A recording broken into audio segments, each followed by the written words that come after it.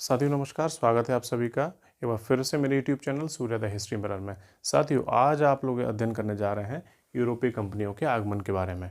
तो जल्दी से देख लेते हैं इस वीडियो में क्या है। इसमें सबसे पहले हम अध्ययन करेंगे कि यूरोपीय कंपनियां जो भारत की तरफ आईं उसके क्या कारण थे, ऐसा आखिर यूरोप में क्या हुआ कि सब पूर्वी देश हैं या ईस्ट इंडीज़ हैं वहाँ की ओर भागे, भारत की ओर आए, इंडोनेशिया की ओर आए। साथ ही कोलंबस के बारे में अध्ययन करेंगे। कोलंबस कहाँ का निवासी था, काफ़ी विवादित प्रश्न है। कोई इटली बताता है तो कोई स्पेन, तो आज देखते हैं वो कहाँ का है और किस सरकार के लिए वो काम करता था। साथ ही कंपनियां जो भारत आई उसकी स्थापना और आगमन के क्रम को लेकर भी बड़े विवाद रहते हैं। कोई छात्र स्थापना को ही आगमन मान लेता है, कोई आगमन को ही स्थापना का डेट मान लेता है। तो वहाँ मैंने बिल्कुल स्पष्ट लिख दिया है, सनई भी लिखी हुई है कि पी से पुर्तगाली, ब्रिटिश, डच, डेन, फ्रांसीसी, स्वीडिश। तो ये स्थापना का क्रम भी है और आगमन का भी, इसको देखेंगे। फिर पुर्तगालियों का जो शासक रहे और जो गवर्नर भारत आने वाले रहे उनका अध्ययन मैंने विस्तार से यहाँ लिख रखा है, जिसमें आप जॉन प्रथम द्वितीय मैनुअल को देखेंगे। और वास्को डी गामा का तो विस्तार से अध्ययन है, साथ ही मैं डायग्रामिक रूप से भी बताऊंगा कि वास्को डी गामा का क्या क्रम रहा, कैसे वो भारत आया, कहाँ का रुकता हुआ वो आया और उसकी मदद भारत आने में किसने की, किन जहाज़ों से भी वो आया।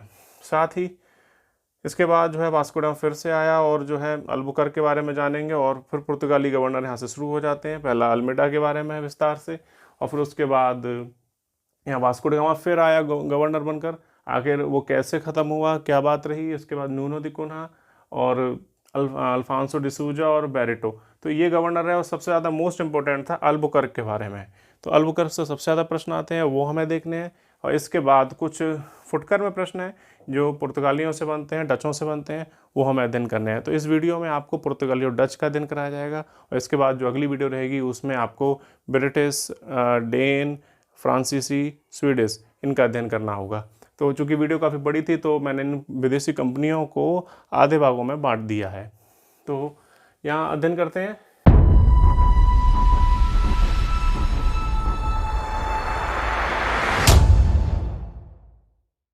कि यूरोपीय कंपनियों का भारत आने का क्या कारण रहा।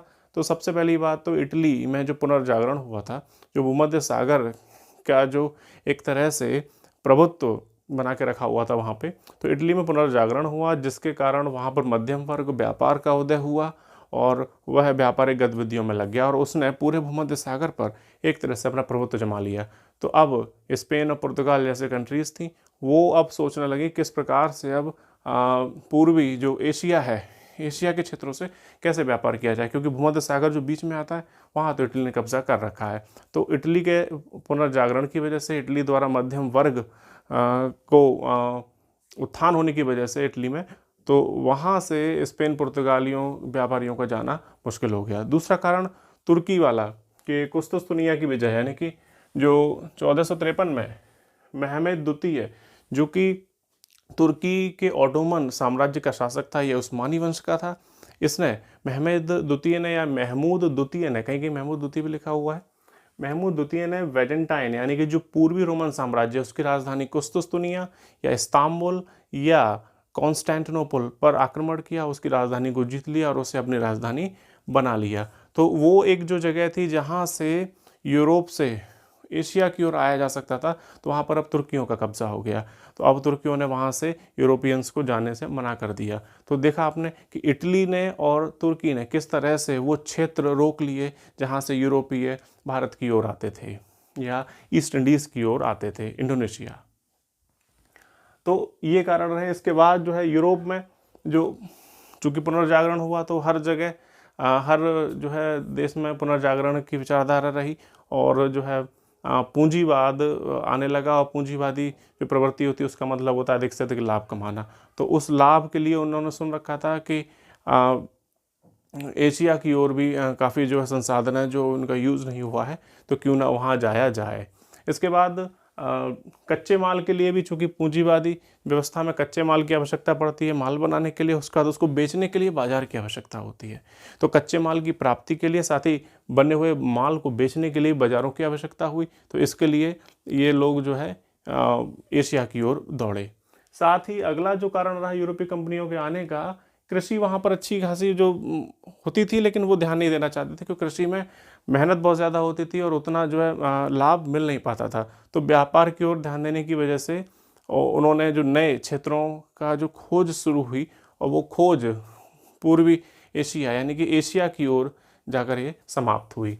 इसके बाद और भी कारण रहे, जैसे उन्होंने यहाँ भारत की धन संपदा के बारे में सुन ही रखा था, तो वो भी, और चूंकि मसाले की आवश्यकता भी पड़ती थी, वहाँ मांस जो है सड़ जाता था, तो मांस के को बचा कर रखने के लिए भी मसाले जो है इंडोनेशिया की तरफ से और ये भारत की ओर से उन्होंने लाना बेहतर समझा। साथ ही ये लोग जो है चूँकि उस समय पुनर्जागरण धार्मिक रूप से भी होकर चुका था कि कैथोलिक और प्रोटेस्टेंट दोनों पक्ष अब हावी हो चुके थे। मार्टिन लूथर किंग का समय गुजर के गया था, तो वहाँ पर ये होने लगा कि प्रोटेस्टेंट अपना प्रचार करना चाहते थे और कैथोलिक अपना प्रचार करना चाहते थे।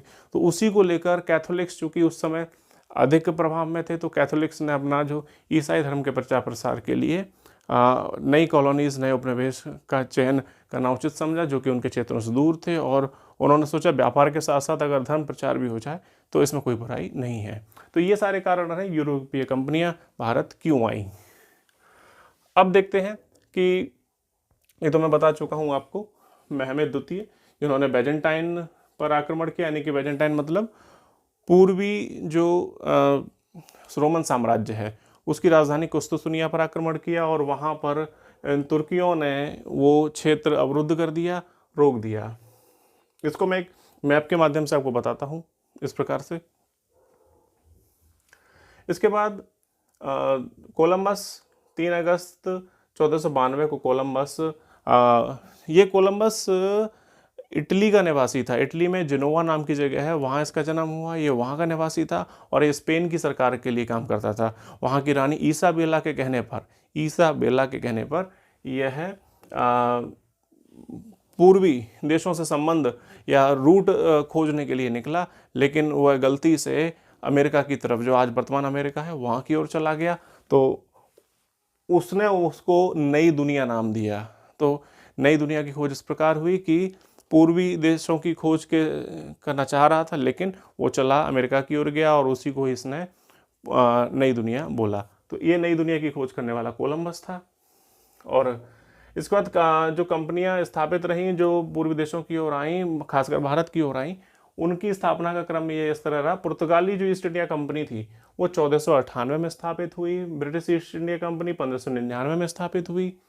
डच ईस्ट इंडिया कंपनी 1602 में, डेनिश ईस्ट इंडिया कंपनी 1616, फ्रांसीसी ईस्ट इंडिया कंपनी 1664 और स्वीडिश ईस्ट इंडिया कंपनी 1731 में स्थापित हुई। अब इनका आने का क्रम, यानी कि ये स्थापित तो हो गई, लेकिन आने में भी कुछ जल्दी आ गई और कुछ लेट लतीफ़ी करती रही। तो उसमें देखते हैं, पुर्तगाली सबसे पहले आए और ये सबसे एंड में भी गए थे, बाद में देखेंगे।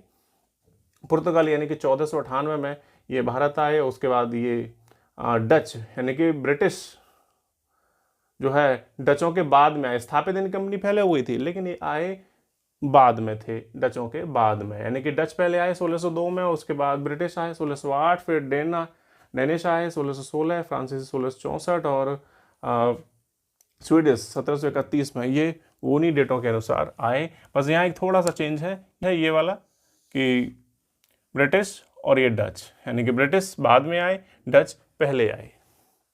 अब इसके बाद अब विस्तार से देखते हैं कि सबसे पहले पुर्तगाल को स्टडी करेंगे, और यही क्रम हमारा बना रहेगा कि पहले पुर्तगाल स्टडी करना है, पुर्तगाली कंपनी, फिर उसके बाद डच, ब्रिटिश, डेन, फ्रांसीसी और स्वीडिश। तो पुर्तगाल को पहले अध्ययन करते हैं। सबसे पहले आने वाले रहे, यानी कि 1498 में आए और 1961 में ये भारत से गए, यानी कि सबसे पहले आने वाली कंपनी और सबसे बाद में जाने वाली कंपनी पुर्तगाली ईस्ट इंडिया कंपनी ही थी। इसके बाद यहाँ पर अगर शासकों से अगर इसका अध्ययन करें तो ज़्यादा ठीक है, क्योंकि यहाँ के शासक इन जो पूर्वी देशों से व्यापार में बहुत ज़्यादा मन लगाते थे, वो प्रोत्साहन देते थे। तो यहीं से शुरू करते हैं। जॉन प्रथम यानी कि जो यहाँ का शासक था, उसका लड़का था प्रिंस हेनरी, जिसको हेनरी द नेविगेटर यानी कि नाविक की उपाधि दी जाती थी। वह पूर्वी देशों से रूट खोजने के लिए, मार्ग खोजने के लिए संसाधन उपलब्ध कराता था नाविकों के लिए, और प्रोत्साहन काफ़ी देता था। काफ़ी खर्चा कर रखा था इसने। तो ये प्रिंस हेनरी द नेविगेटर के नाम से प्रसिद्ध हुआ। हालांकि जॉन प्रथम का कोई विशेष योगदान जो है परीक्षाओं में तो नहीं आता है, जॉन द्वितीय की बात करते हैं। जॉन द्वितीय भी इंटरेस्ट लेता था इसके काल में। बर्थोलोम्यू डियाज जो पुर्तगाली एक नाविक था, उसने 1488 में केप ऑफ स्टॉर्म यानी कि तूफानी अंतरीप की खोज की। यानी कि ये लिस्बन से चला, यानी कि पुर्तगाल की राजधानी लिस्बन से चला, और ये अफ्रीका होते हुए और फिर ये अफ्रीका के दक्षिणी हिस्से पे यानी दक्षिण अफ्रीका के पास ये पहुंचा, और वो जो जा रहा था भारत की ओर, तभी बहुत बड़े ज़्यादा तूफान आने लगे और फिर ये लौटा। लौटते पे ही ये है एक ऐसे अंतरीप, यानी कि अंतरीप का मतलब ऐसा वह हिस्सा जो समुद्र की ओर निकला हो, जो नुकीला हिस्सा जो समुद्र की ओर निकला हुआ हो, उसको अंतरीप कहते हैं। तो ये लौटते पे ऐसे क्षेत्र पे रुका जो ये नुकीला सा था। यहाँ पे इसने देखा काफ़ी तूफान आते जाते हैं, तो यहीं इसी को ही उसने तूफानी अंतरीप नाम दिया, और इसकी खोज उसने लौटते हुए की थी, यानी कि जाते हुए नहीं कि पुर्तगाल से इस तरह से आया और जा रहा था, ऐसे नहीं। तूफानों की वजह से ये पीछे लौटा, और लौटते पे दक्षिण अफ्रीका में, ये जो पड़ता है दक्षिण अफ्रीका देश में, केप ऑफ गुड होप, इसका भी यही बताते हैं कि इसका नाम गुड होप क्यों पड़ा। कि जॉन द्वितीय को जैसे इसने बताया कि इसने केप ऑफ स्टॉर्म को देखा है, तो जॉन द्वितीय ने उसका नाम दिया कि वो गुड होप यानी कि उत्तम आशा, बहुत अच्छी आशाएं हैं उससे, और वहीं से ही एक भविष्य की उम्मीद, एक किरण जगेगी कि आगे पूर्वी देशों की ओर जाया जा सके। तो बर्थोलोम्यू डियाज ने केप ऑफ स्टॉर्म की खोज की, तूफानी अंतरीप की खोज की, केप ऑफ गुड होप की भी खोज की, बातें की है, लेकिन जॉन द्वितीय ने उसको नाम क्या दे दिया? केप ऑफ गुड होप, यानी कि उत्तम आशा अंतरीप। तो ये आप कॉन्सेप्ट क्लियर हुआ होगा कि खोज किसने की और नाम किसने रखा है इसका। इसके बाद मैनुअल प्रथम शासक बनता है। इसके काल में वास्को डी गामा 20 मई 1498 को यह भारत के कालीकट पे आया। इसका मैं आपको बताता हूँ कि किस प्रकार से इसने रूट चुना और किस रूट से ये भारत आता है। वास्को डी गामा 1497 में पुर्तगाल की राजधानी लिस्बन से चला, और यह केप वर्दे यानी कि जो अफ्रीका का जो पश्चिमी हिस्सा है, यहाँ के तट के सहारे सहारे केप वर्दे होता हुआ और यहाँ तक आया, सेरा लियोन तक। उसके बाद इसका जहाज़ का रुख बदल गया और इस तरह से ये जो अटलांटिक महासागर उसके बीचों बीच में आ गया, और यहाँ से फिर ये इस तरह से होता हुआ और यह नेटाल, साउथ अफ्रीका के नेटाल में आया, और यहाँ से फिर यह मोजाम्बिक आया और मोजाम्बिक में रुका।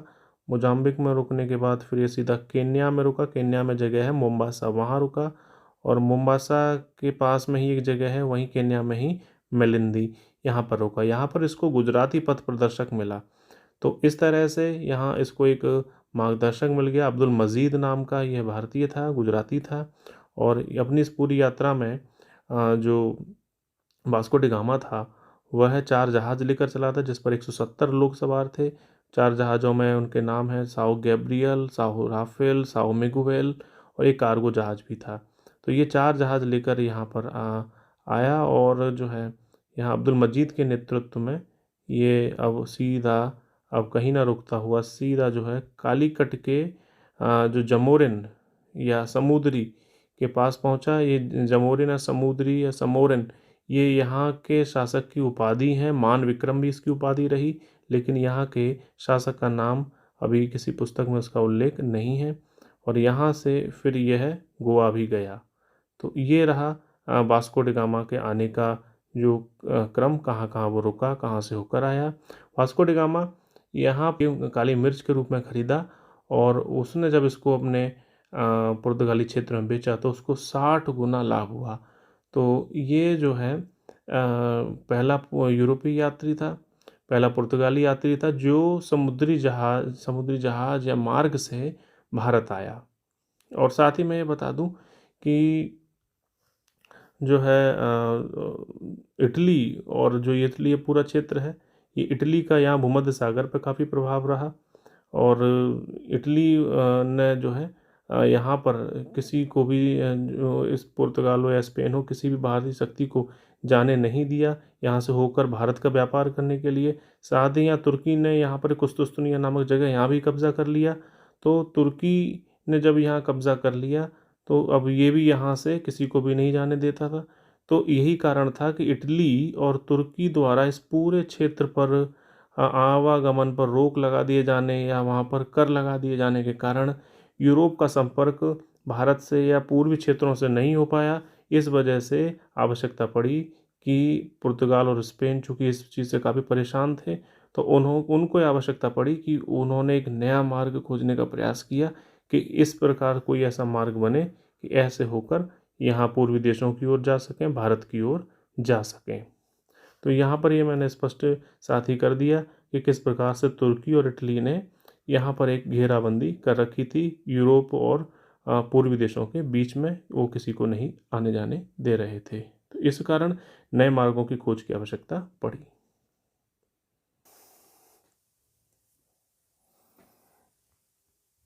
वास्को डी गामा 1502 में भारत आया।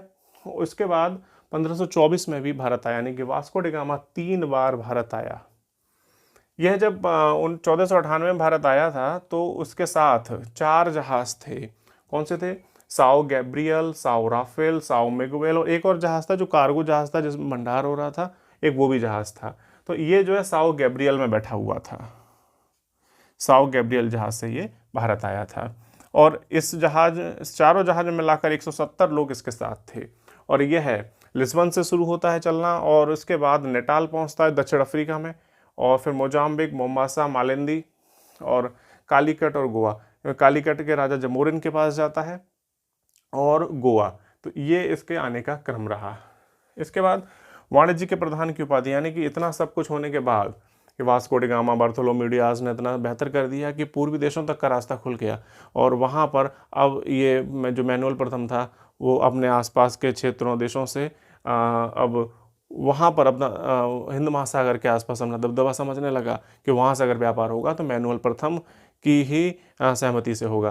तो ये जो वाणिज्य का प्रधान की उपाधि अभी लेने लगा और वहाँ से जो आता था माल भारतीय क्षेत्रों से या जो पूर्वी देशों से, तो उसका बहुत बड़ा लाभ, यानी कि उसको पुर्तगाल के आसपास के क्षेत्रों में बेचने पर काफ़ी ज़्यादा लाभ प्राप्त होता था। इस वजह से इसने वाणिज्य के प्रधान की उपाधि ली।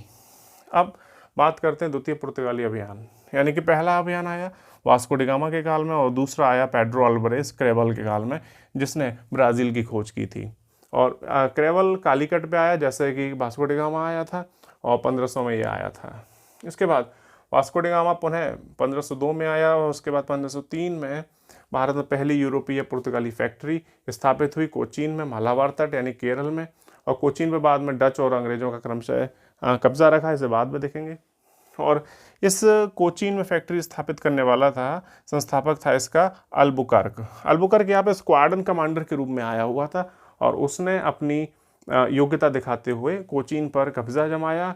और वह एक चतुर व्यक्ति था और उसने जो कालीकट, चूँकि कालीकट वाला जो राजा था जो जमोरिन जिसको बोलते हैं, समुद्री, वैसे ये इसका जो राजा का नाम कंफर्म नहीं है, इसकी उपाधियाँ ही पता चलती हैं।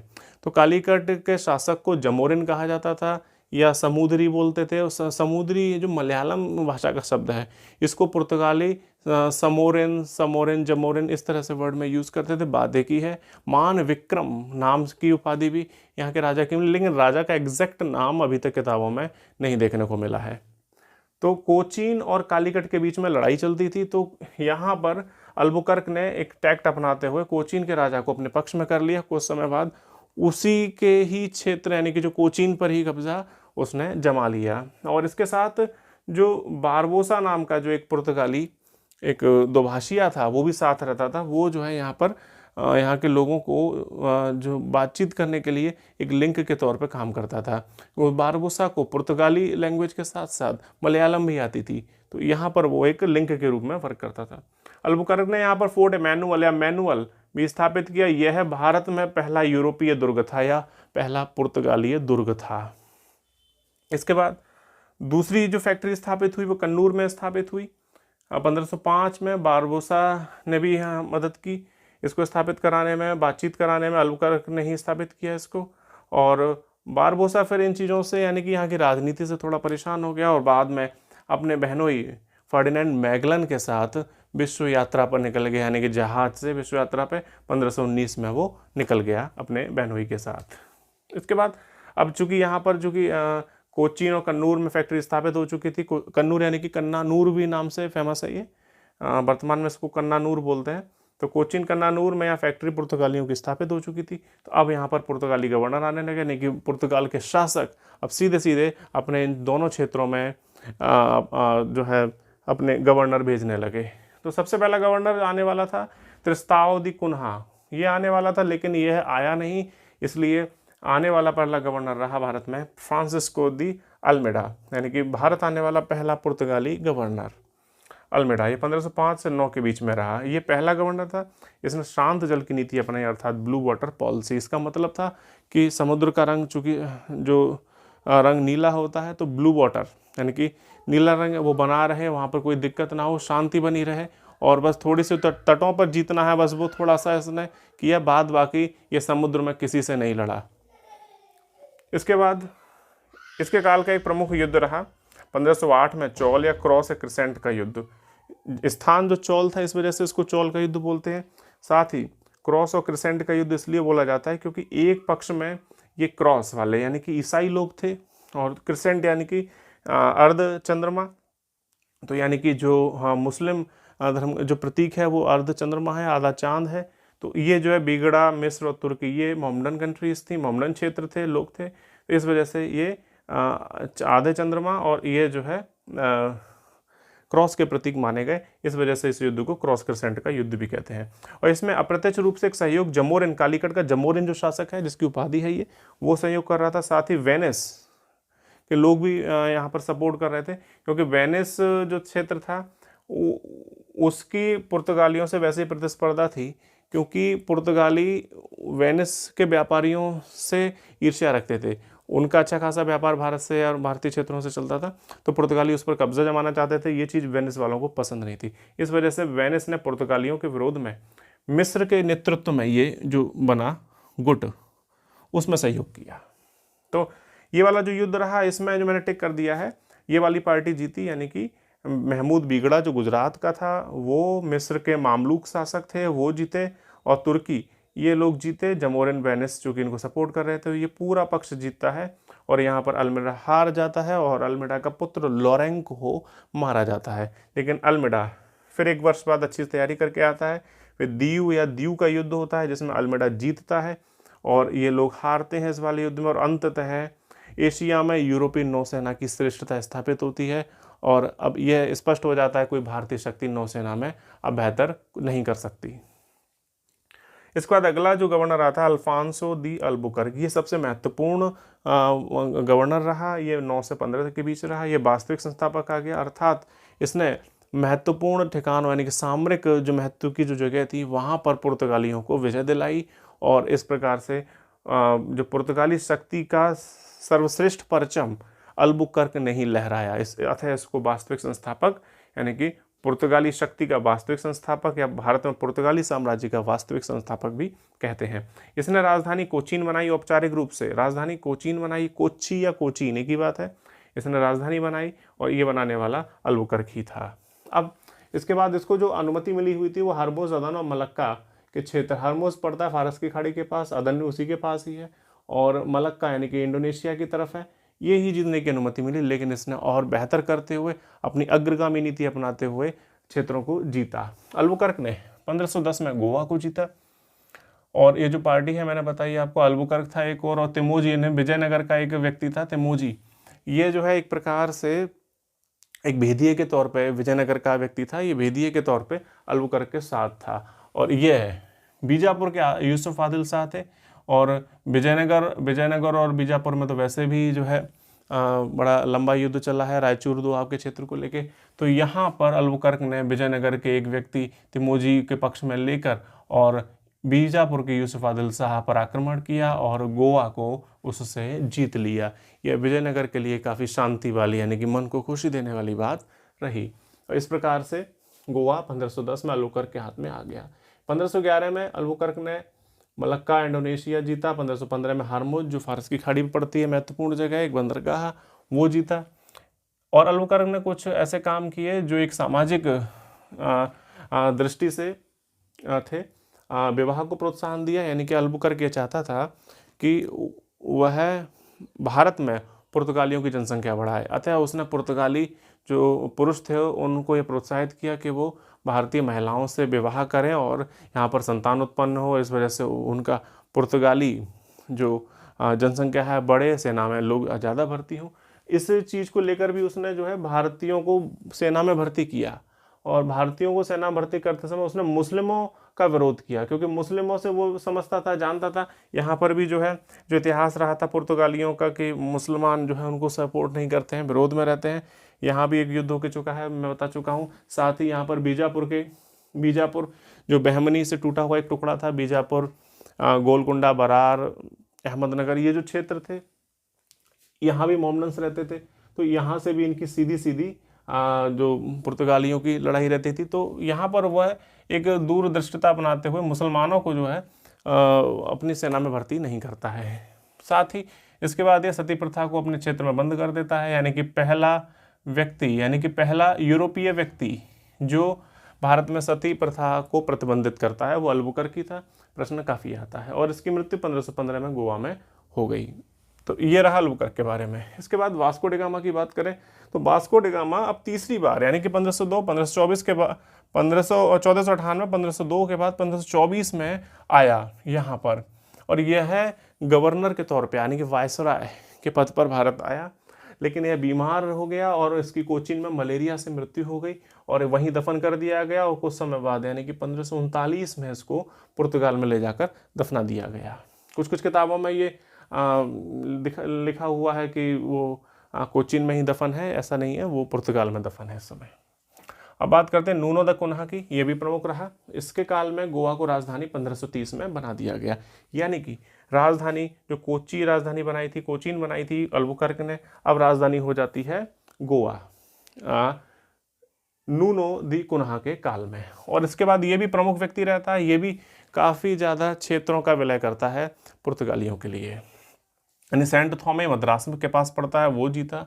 लूटपाट का अड्डा बना रखा था इन्होंने हुगली को इसने जीता, और यहाँ पर काफ़ी ज़्यादा ये चूँकि समुद्री बंदरगाह है, तो तटीय बंदरगाह है, तो यहाँ पर ये लूटपाट भी पुर्तगाली किया करते थे।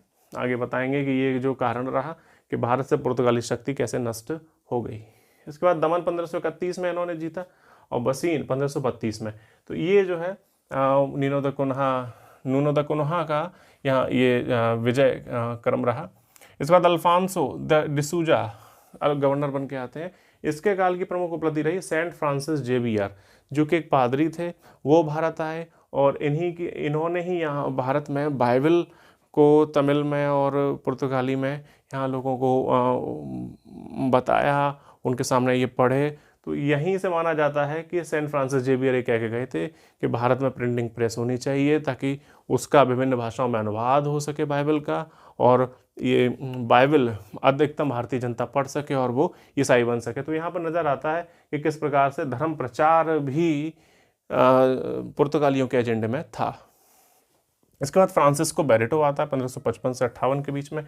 इसके काल में ये बहुत कम किताबों में दिया गया है, काफ़ी अच्छा पॉइंट है, इसे देख लीजिए। 1556 में प्रथम प्रिंटिंग प्रेस जो लगी थी वो सेंट पॉल कॉलेज में लगी थी, जो गोवा में था, और इसमें जो पहली पुस्तक छपी उसका नाम था कंक्लूजन्स फिलोसोफिकास। ऐसा नहीं है कि बाइबल पुस्तक छपी थी, बाइबल पुस्तक तो छपी थी जब जॉन गुटेनबर्ग जो कि जर्मनी का था, उसने जब 1455 में अपनी प्रिंटिंग प्रेस स्थापित की थी, विश्व में पहली बार एक प्रिंटिंग प्रेस जो स्थापित की थी, तो एक पुस्तक जो छपी थी वहाँ पहली, वो बाइबल थी। यहाँ जो भारत में छपने वाली पहली पुस्तक बाइबल नहीं थी। कुछ जो छात्र है, कुछ पुस्तकों में ये लिखा हुआ है कि यहाँ बाइबल छपी थी, ऐसा नहीं था, यहाँ बाइबल नहीं छपी थी। ये कंक्लूजन्स फिलोसोफिकास नाम की एक पुस्तक थी जो छपी थी। बाइबल छपी थी गुटेनबर्ग की प्रिंटिंग प्रेस में, जो विश्व की पहली प्रिंटिंग प्रेस द्वारा छपी हुई पुस्तक मानी जाती है। तो ये रहा एक ऑथेंटिक जो विवादित प्रश्न रहता है आप सभी के समक्ष, उसका एक उत्तर। यहाँ पर ये इनका जो गवर्नर्स के बारे में है, मैंने जो क्रम से लिखा है वो थोड़ा समाप्त होता है। अब थोड़ा एक फुटकर पॉइंट्स से उनको देख लेते हैं। एस्तादो द इंडिया, यानी कि बहुत सी किताबों में लिखा है कि एस्तादो द इंडिया पुर्तगाली ईस्ट इंडिया कंपनी का ही एक मूल नाम था, जो कि गलत है। एस्तादो यानी कि स्टेट है ऑफ इंडिया, यानी कि भारतीय साम्राज्य, यानी कि पुर्तगालियों के भारतीय साम्राज्य को एस्तादो द इंडिया कहा गया था, यानी कि स्टेट ऑफ इंडिया। और ये जो है एस्तादो द इंडिया, जो भारत के आसपास के क्षेत्र का जो साम्राज्य था उसमें मोजाम्बिक, गोवा और मलक्का, ये 3 इनके प्रमुख अड्डे थे। यानी मलक्का यानी कि इंडोनेशिया की ओर, गोवा यानी कि भारत, और मोजाम्बिक यानी कि अफ्रीका का जो पूर्वी तट है वो। तो ये पूरा तीनों क्षेत्र यानी कि देख सकते हैं आप किस प्रकार से हिंद महासागर यानी कि मोजाम्बिक, गोवा और मलक्का किस प्रकार से पूरा हिंद महासागर पर पुर्तगालियों का कब्जा रहा 16वीं शताब्दी में। तो इस पुर्तगालियों के हिंद महासागर के साम्राज्य को, भारतीय क्षेत्र के आसपास के साम्राज्य को एस्तादो द इंडिया कहा। ये पुर्तगालियों की व्यापारिक कंपनी का नाम नहीं है। इसके बाद यहाँ से पुर्तगालियों को थोड़ा झटका लगना शुरू हो गया, यानी कि 16वीं शताब्दी के अंतिम दशक में बहुत दिक्कतें उनको आने लगी और वह भारत जो हिंद महासागरीय क्षेत्र से अब सिमटने लगे। देखते हैं उनके पतन कैसे रहा। 1596 में डच व्यक्ति था कॉर्नेलिस दी हाउटमैन, उसने पुर्तगाली का अधिकार समाप्ति किया, यानी कि वो भारत तो खैर नहीं आया। बहुत सी किताबों में लिखा है कि भारत आने वाला प्रथम डच व्यक्ति था, जो कि गलत है। वो भारत में तो नहीं आया, लेकिन वह ईस्ट इंडीज़ की ओर यानी इंडोनेशिया की ओर गया। वहाँ से उसने पुर्तगालियों को हराना शुरू कर दिया और वहाँ वांटम जगह है, जावा के क्षेत्र हैं, मदुरा है, वहाँ उसने जीतना शुरू कर दिया था। मदुरा यहाँ भारत वाला नहीं है, ये तमिलनाडु वाला मदुरा इंडोनेशिया में ही पड़ता है एक।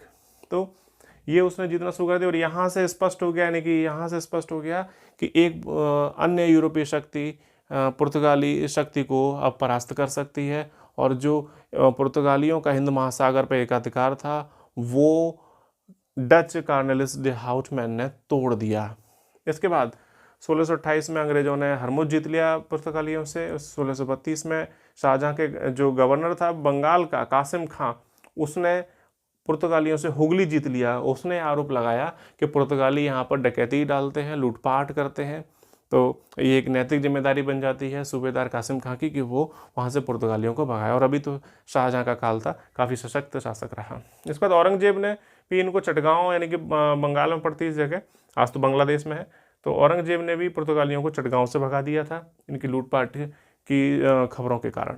इसके बाद 1739 में मराठों ने साष्ठी यानी कि सालसेट द्वीप यानी कि बम्बई का क्षेत्र और बसीन यानी कि बसई या बसीन एक ही बात है, वो भी जीत लिए पुर्तगालियों से मराठों ने। 1961 में भारत सरकार ने इनसे गोवा जीत लिया, यानी कि एक जो अंतिम क्षेत्र बचा था इनके पास वो भी जीत लिया। तो कह सकते हैं कि जो 1498 में ये जो भारत आए थे, 1498 में ये भारत आए थे और 1961 में ये भारत से अंतिम रूप से चले गए। और इस समय जब ये गए तो उस समय भारत में पुर्तगाली गवर्नर एंटोनियो बेसेलो ई सिल्वा था। कौन था? एंटोनियो बेसेलो ई सिल्वा, ये गवर्नर जनरल था भारत में पुर्तगालियों का, और यहाँ से इन्होंने अपना सामान पूर्णतः समेट लिया। तो उद्देश्य इनका क्या रहा है, यहाँ पे मैंने लिख लिया है कुछ पॉइंट्स हैं। उद्देश्य इनका ये रहा कि वही धर्म प्रचार करना। सेंट फ्रांसिस जेवियर आते हैं और धर्म परिवर्तन पर जबरदस्त जो जोर दिया जाता है, तो ये रहा। इसके बाद अरबी वेनिस व्यापार को भी समाप्त करना चाहते थे, यानी कि जो भारतीय तटों पर अरबी बसे हुए थे, राष्ट्रकूट जिनको महत्व देते थे, मैंने बता चुका हूँ।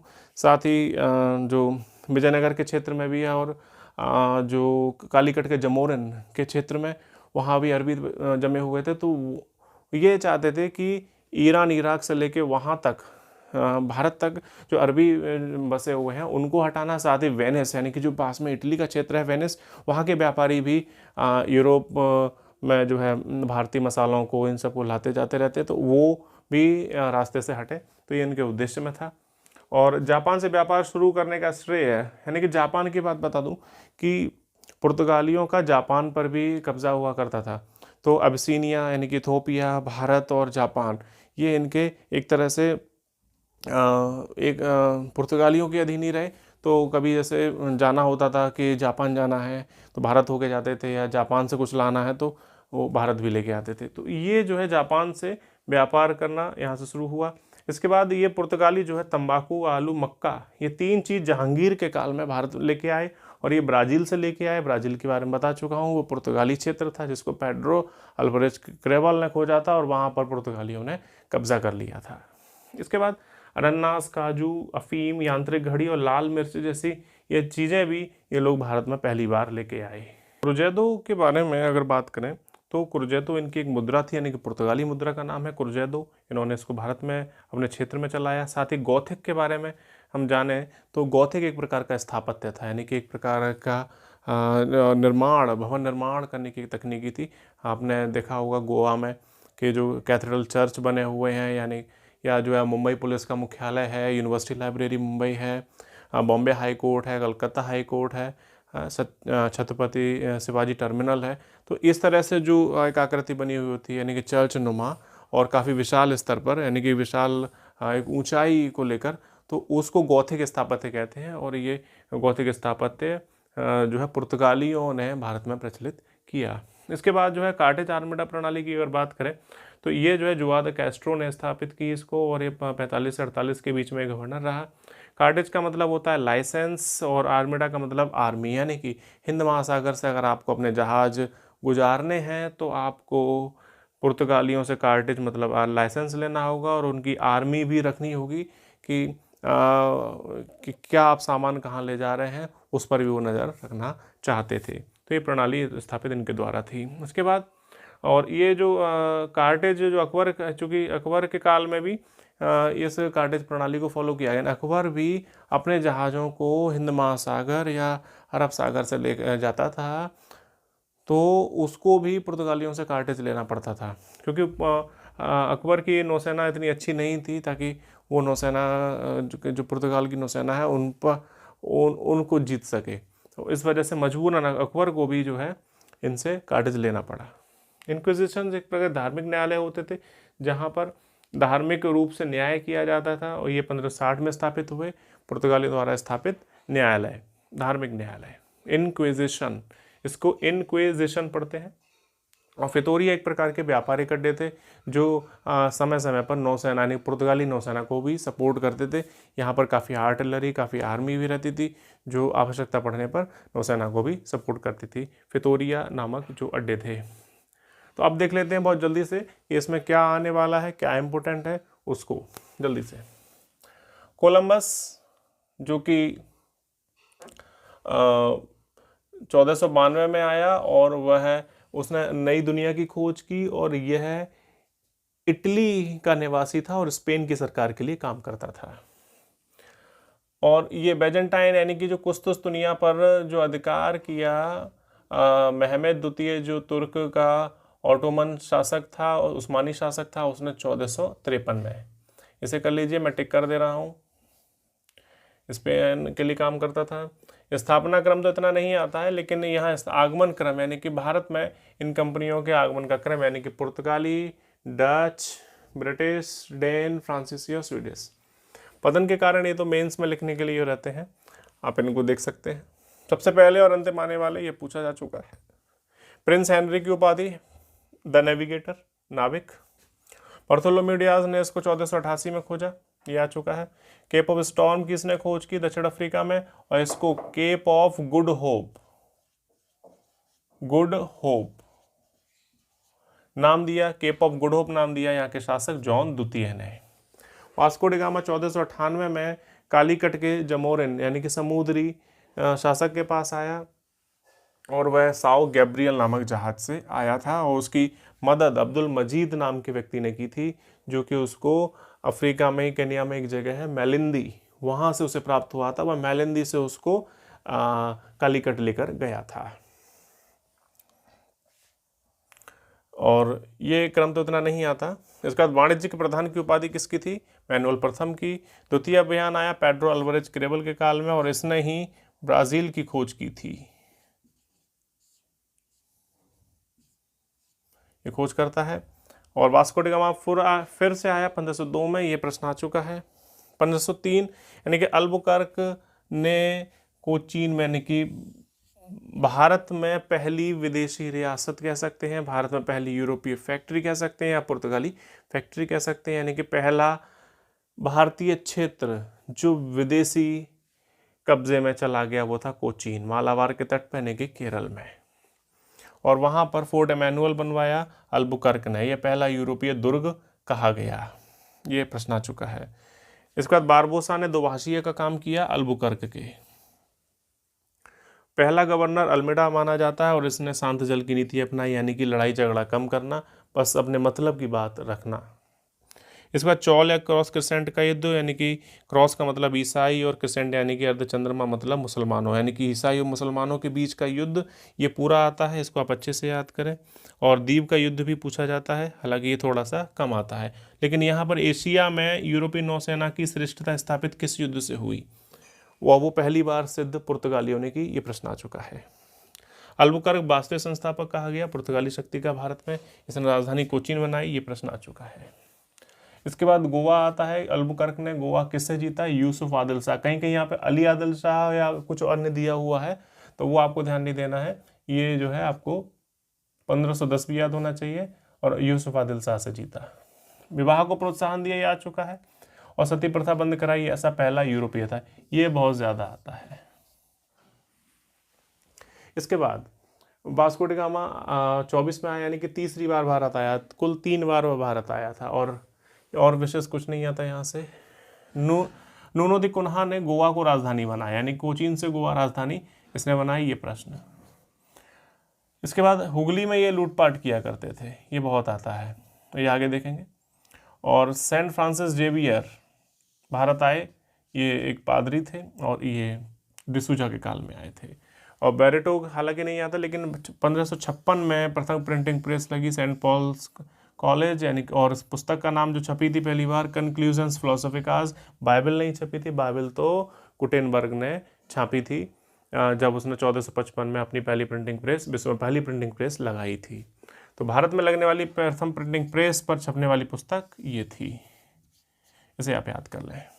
एस्तादो इंडिया तो क्या था, एस्तादो दे इंडिया यानी कि हिंद महासागर में जो पुर्तगाली साम्राज्य था उसको कहा गया, यानी कि स्टेट ऑफ इंडिया। 1596 का भी ये आता है। डच कार्नेलिस हाउटमैन ने पुर्तगाली एकाधिकार समाप्त किया हिंद महासागर पर से, पुर्तगाली यानी कि यहाँ से अब हारना शुरू हो गए। और यहाँ कुछ नहीं आता, ये कासिम खां, शाहजहाँ का कासिम खां हुगली जीता कासिम खां ने, ये आता है क्योंकि यहाँ पे लूटपाट मचाते थे पुर्तगाली। ये इतना नहीं आता। साष्टी बसाई, यानी कि साष्टी यानी कि सालसेट द्वीप यानी कि वर्तमान मुंबई का क्षेत्र मराठों ने जीत लिया, और भारत सरकार ने 1961 में इनसे गोवा जीत लिया, और ये भारत से पुर्तगाली भगा दिए गए। उद्देश्य इतना नहीं आता। जापान व्यापार भी नहीं। तंबाकू, आलू और मक्का को लेकर का भी प्रश्न आता है, याद होना चाहिए। जहांगीर के काल में ये तीनों चीज़ें भारत में ये लोग लेके आए थे। और इसके बाद कुर्जैदो इनकी मुद्रा थी, ये आ चुका है। गौथिक स्थापत्य कौन लाया, पुर्तगाली लाए, बता चुका हूँ कहाँ जो है ये स्थापनाएं हुई हैं इसकी। कार्टेज आर्मडा प्रणाली किसकी थी, ये आ चुका है। और इनक्विजिशंस क्या थे, यानी कि धार्मिक न्यायालय, इनको याद रखें। फितोरिया क्या था, यानी कि एक प्रकार के व्यापारिक अड्डे जो नौसेना को भी सपोर्ट करने को तैयार रहते थे। तो इतनी सारी चीज़ें आपको याद रखनी है, मैंने इस पर राउंड कर दिया, अंडरलाइन कर दिया है। और अब अध्ययन करते हैं डचों के बारे में। डच जो है नीदरलैंड के रहने वाले थे, यानी कि नीदरलैंड या हॉलैंड,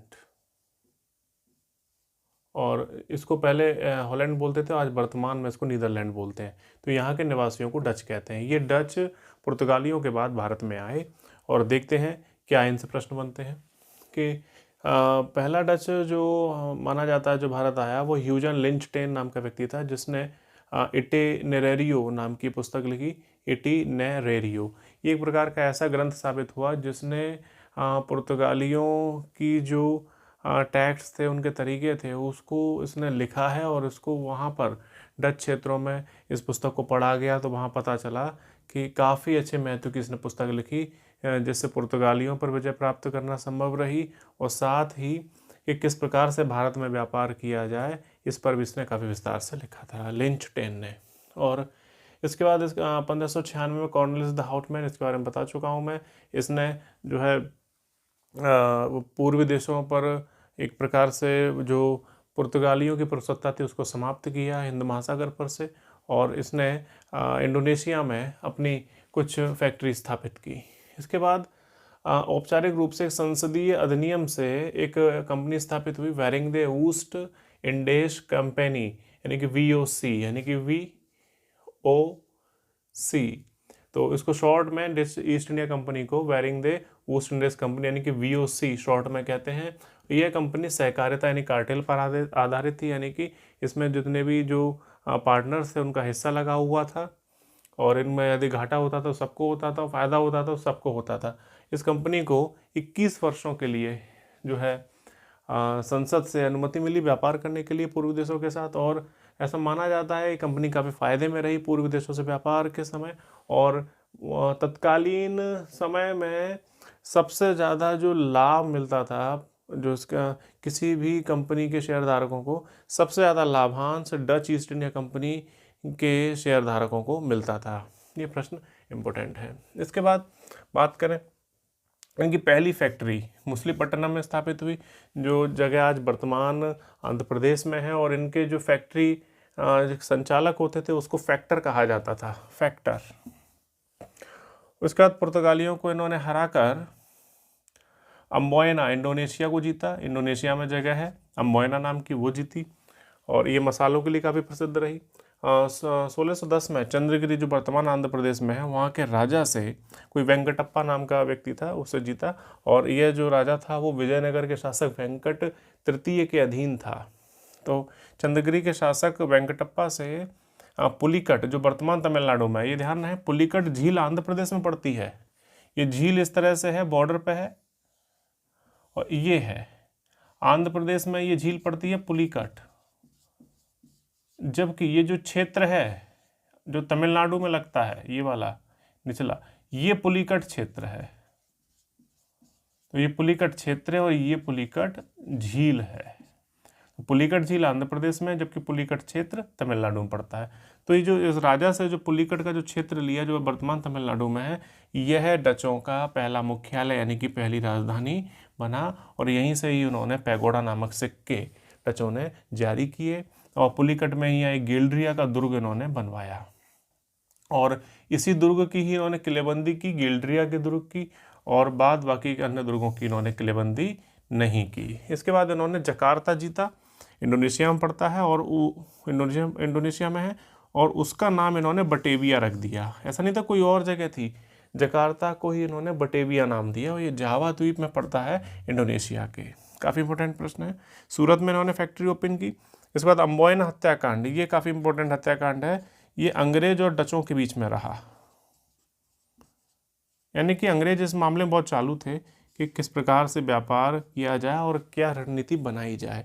तो अंग्रेजों ने क्या किया, अम्बोयना यानी कि जो इंडोनेशिया में जगह है वहाँ एक जानबूझकर लड़ाई ले ली डचों से, और वहाँ पर कुछ डच लोग मार दिए, और डचों ने अपनी पूरी सारी जो शक्ति थी जो भारत में भी थी, उनकी जो आर्मी थी उसको ले जाकर इंडोनेशिया में रख दिया। अंग्रेज तो यही चाहते थे कि किसी भी तरह से भारत से डच आर्मी हट जाए, और अम्बोयना पर जो ध्यान केंद्रित हुआ डचों का, तो बस यही था कि अंग्रेजों को भारत में विस्तार का मौका मिल गया, और डच वहाँ से अब हटकर इंडोनेशिया में एकत्रित हो गए। इस जानबूझकर कराए गए हत्याकांड में, अम्बोयना हत्याकांड में, जिसमें अंग्रेजों की सोची समझी चाल के तहत डच इंडोनेशिया में एकत्रित होने लगे, वहीं रहने लगे, और भारत खाली लगभग छोड़ दिया अंग्रेजों के लिए।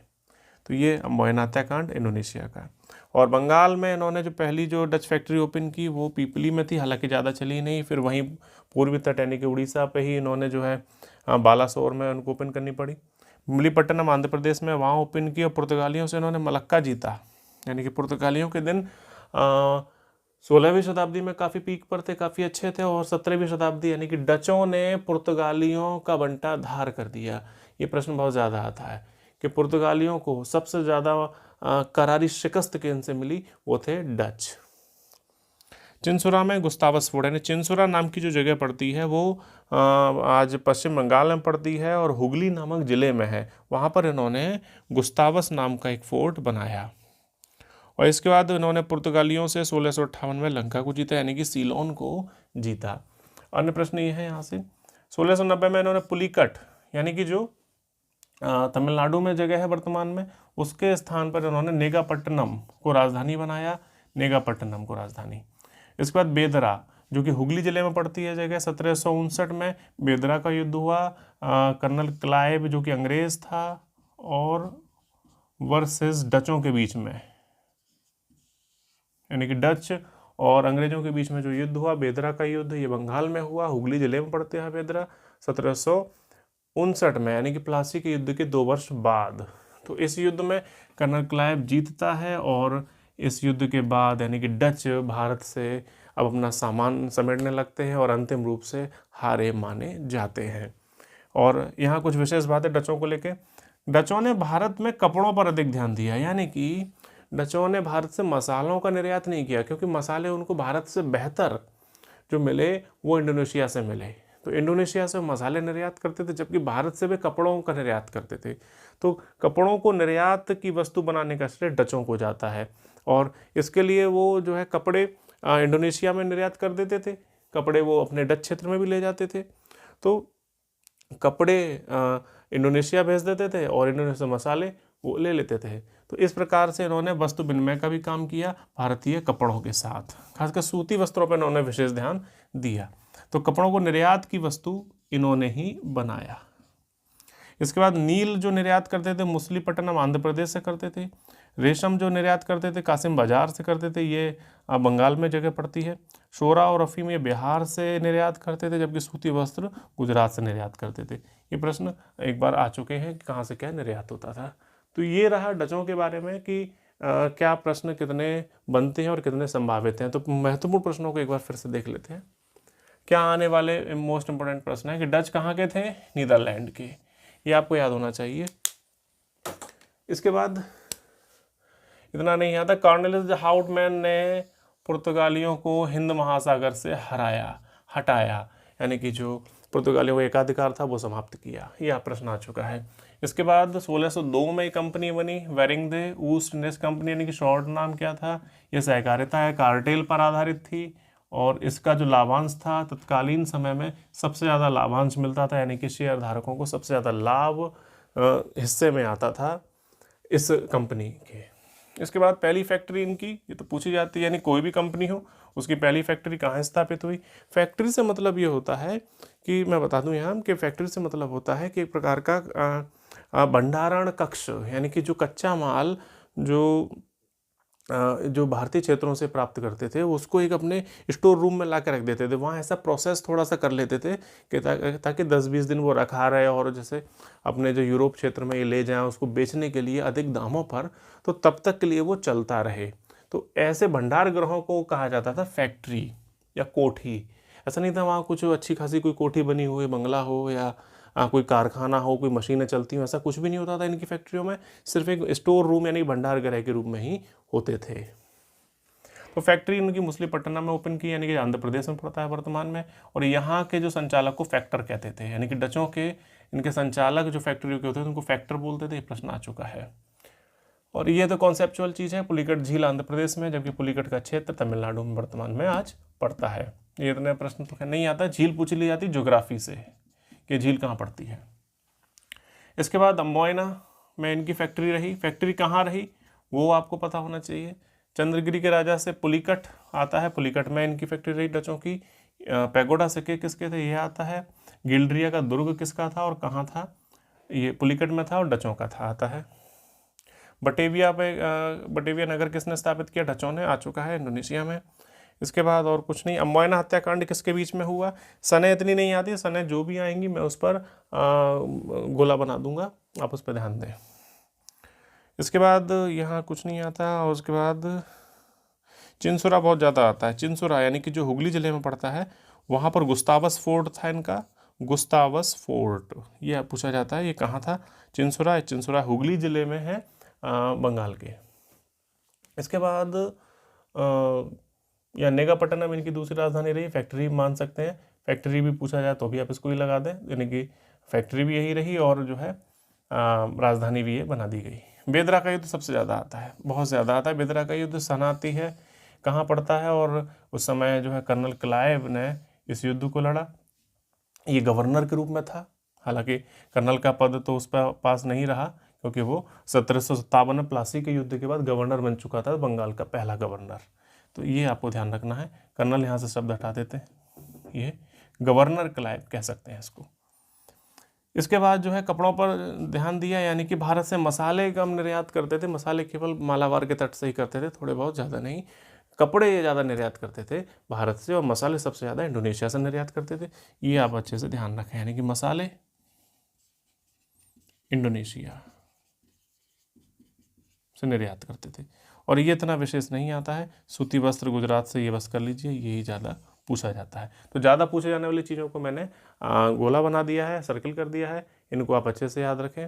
तो साथियों, आज मैंने आपको बताया कि पुर्तगालियों और डचों की जो कंपनी थी भारत में कैसे स्थापित हुई, कहाँ उन्होंने फैक्ट्री बनाई और किन शक्तियों से लड़े, और क्या उनके व्यापार करने के तरीके रहे।